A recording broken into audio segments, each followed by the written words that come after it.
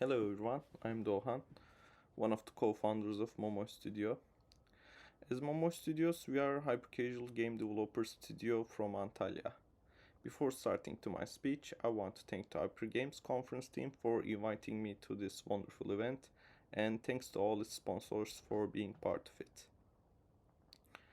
Today I will talk about the current problems of hyper-casual game market and as a game developer studio what can be made to overcome these problems. I believe that every hyper-casual game studio have plans about the latest issues. So I think that my speech will be very informative, especially for the newcomers to the hyper-casual game market. So let's get started.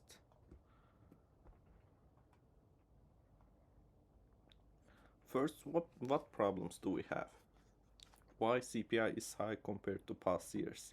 And what are the latest news about hyper-casual game market? In April of 2021, Apple announced significant changes to privacy policies related to IDFA. But what is IDFA exactly? IDFA stands for Identifier for Advertisers, which is a bunch of string of numbers and letters assigned to a user's device operating system. Its job is accurately track and identify the user without any personal information. We can say that it works like browser cookies, but even more powerful.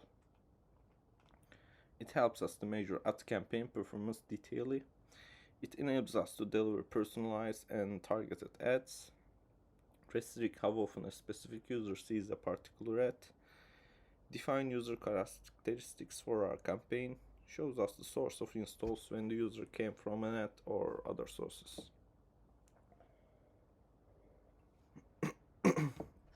To sum up, IDFA makes us track user data across apps and websites in order to provide targeted advertising, which is a good effect on CPI. It was introduced in 2012 and Google has a similar solution for Android called GAID, and yes, it's Google Advertising ID, which I will mention later on. Apple announced lots of changes to privacy policies in iOS 14 update. A new policy called App Tracking Transparency has come up, which requires to ask users for permission to collect and share data through their apps. This change had a huge impact on the advertising industry.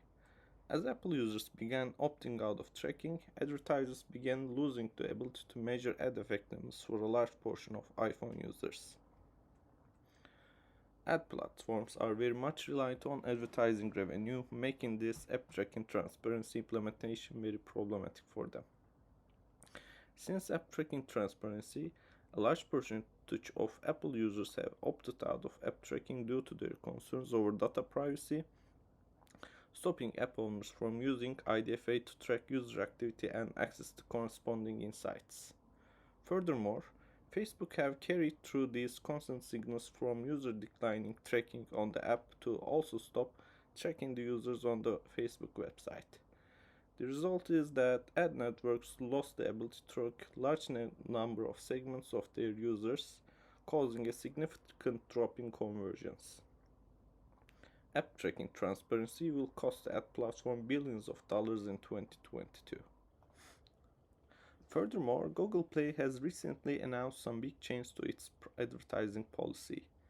The new policy goes into effect on end of September and game developers need to prepare for it in time, especially hyper-casual developers.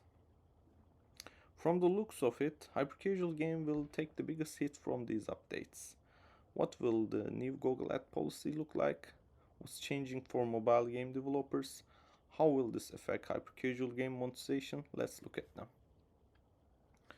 Google Play Store is flooded with app reviews describing poor ad experiences.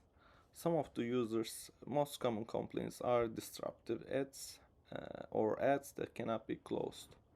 These ads frequently lead to accidental clicks and causes unpleasant user experience. With the new Google ad policy, things should change in the user's favor. According to Google, this ad policy was created to ensure that users have high quality experience with apps from their app store. The updates are mainly directed at disruptive interstitial ads. The new ad policy bans developers from using all types of interstitial ads that appear unexpectedly when the user has selected to do something else. Ads that show up during gameplay, video interstitial ads that pop up before the app's loading screen, interstitial ads that cannot be closed after 15 seconds. Thankfully, the policy doesn't apply to ad formats that don't interfere with the UX. For example, banner ads that don't take up the whole screen. These changes don't affect opt-in ads like rewarded video ads either. Since users voluntarily engage with these ads, they aren't considered disruptive. Let's see some examples of violations. As you can see in the first image, there is a violation. From now on, ads can't appear after players have started playing a level. Ads should appear in natural gameplay breaks, not during gameplay. Now look at the second image. When an interstitial ad appears on the user's screens, a lot of them focus on finding the close button.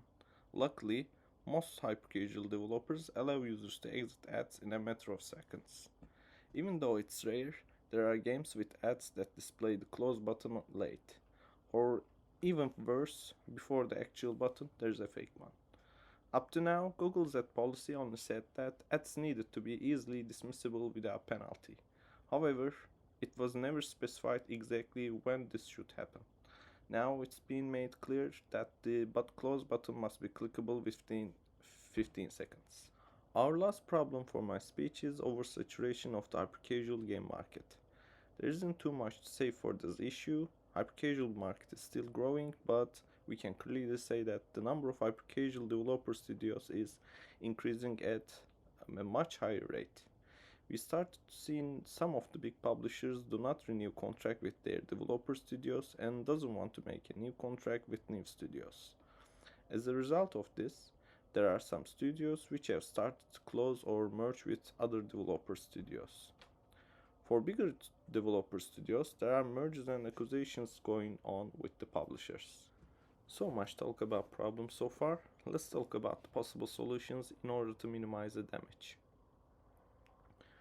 To start with, I will quickly give some tips about ATT, app tracking transparency. First thing that can be said is customizing the ATT prompt. Apple's ATT prompt consists of two parts. The first one is set in concrete, but you do have the option to customize the second part, the purpose string. Customizing the purpose string is your chance to motivate users to opt in. You can use it to chase away any users' privacy concerns they may have and highlight what are the benefits for them. Some of the benefits you can highlight in the purpose string are a personalized ad experience, relevant ads, advanced social features, better fraud prevention. It's good practice to avoid using words like collect, track, installation, and services. All of these can have negative connotations, as users can perceive them as threatening and scary. Instead, you can make things warmer and more user-focused by using phrases like your data, personalized ads, and only used. As you can see in the example, the developers of Coin Masters didn't miss out the opportunity to customize the game's ATT prompt. As you may notice, this prompt doesn't contain any of the recommended words we mentioned before, and it consists only of 15 words. We can say it's clear and reassuring. A pre-prompt is a pop-up you can display to users right before the iOS pop-up appears. Unlike the one, this prompt is entirely yours. This means you can take care of its layout, messaging, timing, what happens next. Use all this freedom to make the pre-prompt look and feel like your app. Ultimately, it should help you build trust, educate, and motivate users to opt in for ATT. In the example below, you will see two completely different pre-prompts from the same app category. Both of these prompts prepare users for the next step. The actual ATT prompt, Adidas does with a continue button, while Nike uses next. Let's also talk about possible solutions of Google's new ad policy. Interstitial ads are the bread and butter for hyper-casual games. Therefore, it's not surprising that many developers fear these changes. But that's not as bad as it seems. More end of level ads can be shown. This popular ad placement for hyper-casual games is left intact by the changes. Developer was still able to display ads after levels. As a result, we can expect that more and more developers will replace their after tap ads with end of level ads. As I mentioned earlier, rewarded video ads haven't been affected by the new policy. For this reason, they might become even more desirable. I think more and more of rewarded ad features will be added to hyper-casual games. Potential for better retention and LTV. Hyper-casual games aren't widely known for high retention and lifetime values. However, the new Google Play ad policy may positively impact both. Even though it will probably have a negative impact on short-term revenues, it should improve user experiences. Consequently, this should keep players in game for longer and increase their total worth. There are a lot of negative comments surrounding the upcoming Google Play ad policy. Some even say it will kill hyper-casual games, but I don't think so. And let's continue to evolution of hyper-casual games, which will help us to deal with the problems. Let's start with Arcade Idol. Since 1 year, Idle Arcade has been starting to be popular in the chart. The games mentioned on the screen are resulting in hybrid games in gameplay and metrics. There is no loose condition in Arcade Idle. Instead, these games showcase various progression systems such as island exploration and expansions, skill enhancements, visual enhancements, and even a leveling system to adapt to an experience. This also attracted the mobile players' attention. This clever mix between hyper-casual and idle translates into hybrid games with medium to low CPI, but much stronger playtime metrics that can reach to 30 to 40 minutes compared to other hyper-casual genres. One of the reasons playing time is more is that we have to open a map and expand on that map. We can say that the milestones of Idle Arcade are the 4 titles we see on the screen. For example, let's take My Minimart. We have a low poly character and we move this character with a joystick. Not by tapping like an idle game. We have to direct our character to collect tomatoes. This keeps us in the game. There's a slight pressure, but it doesn't make the player stressful. The tomatoes we collect are also our second step, our stacking resources. In the third step, we expand our place with the income we earn by selling our tomatoes. We are gaining ourselves a new field of action. In the last step, we can upgrade ourselves, our employees, or our market. We can easily see these 4 stages in Arcade Idle games, and we can say that it has made a positive contribution to playtime by keeping the players in the game. It is difficult to place interstitials in idle games because there are no pauses or transitions. By placing interstitial while playing an idle arcade game, we can annoy the player. Instead of interstitial ad, there is another choice on Arcade Idle. If the player needs help in game and wants some high link, a rewarded ad is the cure. The game makes you watch a video to get this high link. Player freely chooses to watch the ad, so that ad doesn't bother the player much. It's also useful with Google Play Store's new ad regulations. Of course, idle arcades also differ among themselves. We can categorize idle arcades as Sunday did. We can examine these under 5 separate headings. Level-based Arcade Idle. In Arcade Idle, there is always a play area in the game. Each level in Arcade Idle starts with easily achievable small goals like unlocked 1 resource. The goal is to gradually onboard the player with gradual progression and succession feeling. The focus is on mechanics and resources. We can give Moon Pioneer as best example of this style. In level-based gameplay, the player has a set goal and they look forward to. Exploration-based arcade idle. For this type, there's a huge play area. The player needs to explore the area as much as possible to complete the world like an open world game. There is a goal again, but the goal cannot be achieved unless the player explores a lot and gathers huge amounts of resources. Therefore, the focus should be on the environment. These games usually focus heavily on a theme and only attract a small audience around it. The playtime and retention is average when compared to others. The reason for this is that there is no strong core gameplay and multiple playstyles in these kinds of games. The player is not able to get into the flow by repeating the same core action over and over again. A successful example would be My Little Universe. Growth-based arcade idle. There are also many things the player can do within this play area. To have a lot of variables to choose from, the game needs a lot of resources generators, automation, upgrades. The goal is to keep the player engaged within this world for a long period of time rather than quickly moving on to the next world.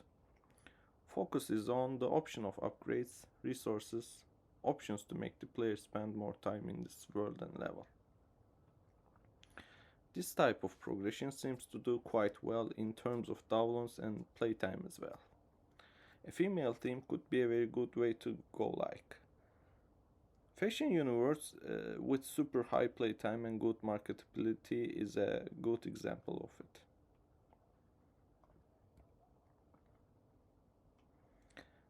Exploration Growth plus minigame arcade idle. Here we have a normal play area.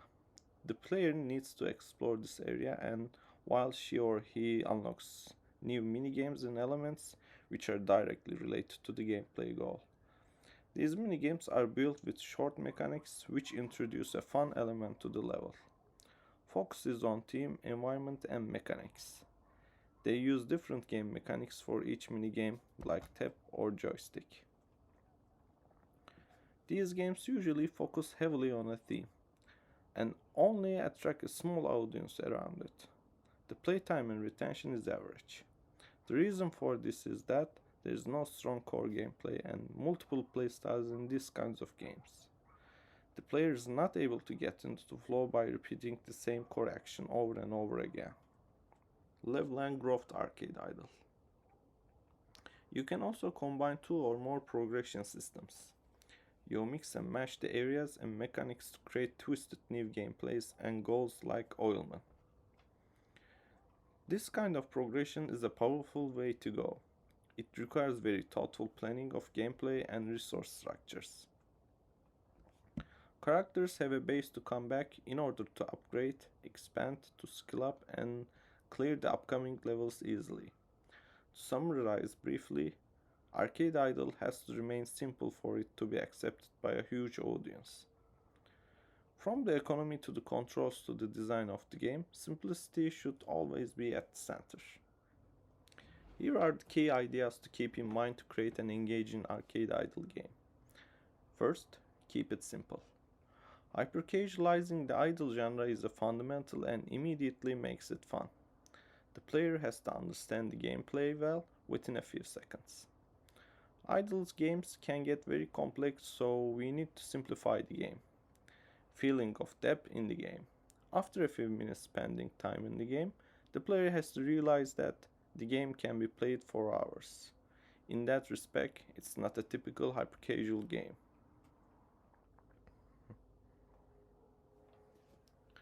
Hybrid casual. Hybridization refers to mixing two or more genres to create a better gaming experience. The goal is to have a game that's accessible like a hyper-casual game but that drives retention and offers monetization opportunities like a mid-core game. To put it simply, hybrid casual breaks down into three parts. Keeping a simple core mechanic, so still sticking to the short, simple and satisfying rule of hyper-casual titles. You will have one core mechanic for your game, which is still intuitive and easy to learn. Layering in mid-core game features, so adding in progress events, leaderboards, collectibles and more, to add more depth to your game. Adding in-app purchases, offering in-app purchases or even subscription options alongside your ad strategy.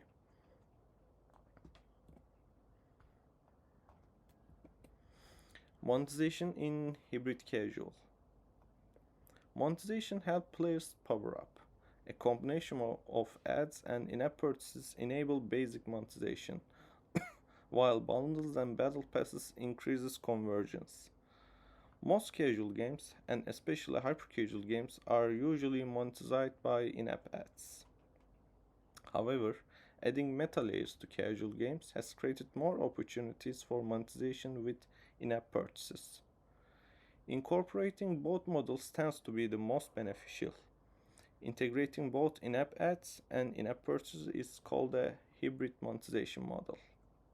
According to Think with Google, among hybrid genre gamers, nearly one-third of them watch reward ads to get more lives, and also one-third make in-app purchases to get access to exclusive items. While ad-based monetization is quite simple for a hybrid casual game, in-app purchases are trickier to get it right.